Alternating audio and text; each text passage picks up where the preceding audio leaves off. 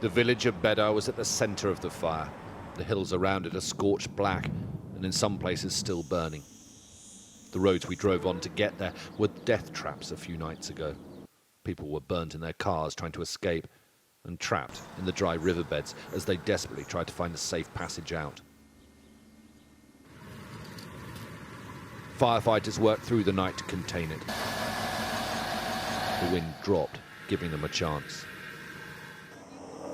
When we reached Bedar this morning, it was almost deserted, apart from the emergency services still there to protect it, and a few local residents who had stayed to help. Well, at the moment our house is safe, but we can see we were driving back the way we're not supposed to be driving. And yeah, I don't know, the flames were coming our way again, so we've got some essential stuff out of the house, and now we're here waiting to see what happens. Basically, I don't know. How's it been over the last couple of days? Horrible. Horrible. I've been helping people evacuate, I've been helping children getting out, taking people to refuge centres, and yeah. We watched helicopters scooping water out of swimming pools and reservoirs to dump onto the flames. The air smelt of burning. The roads were almost empty. Everybody was still on edge. We're in the village of Bedar, which until yesterday you couldn't get any access to, and the fires are around here, but the police have asked us to leave immediately. Reports from locals that the fires are starting to come back again this way, even though there are other reports that it is now contained. Many of the homeowners here are British. Their place in the sun had become a nightmare in the darkness of Thursday night.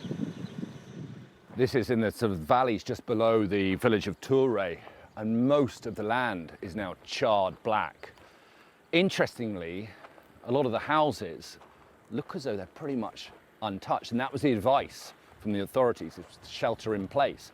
But that must have felt so counterintuitive at the time, with the fire raging all around you, and you can see how close it has got to so many houses, which is probably why a lot of people naturally decided to flee. The fire brigade believe that they have contained the fire, and they're now trying to push it back. Yesterday's fire was very violent. It reached 100 meters per minute.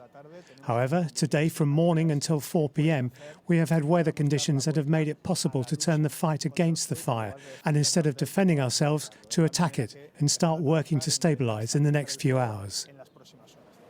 We met Debs in a sports centre that is being used to house the evacuated. She escaped the fire on Thursday night with her husband, 2 dogs and a parrot.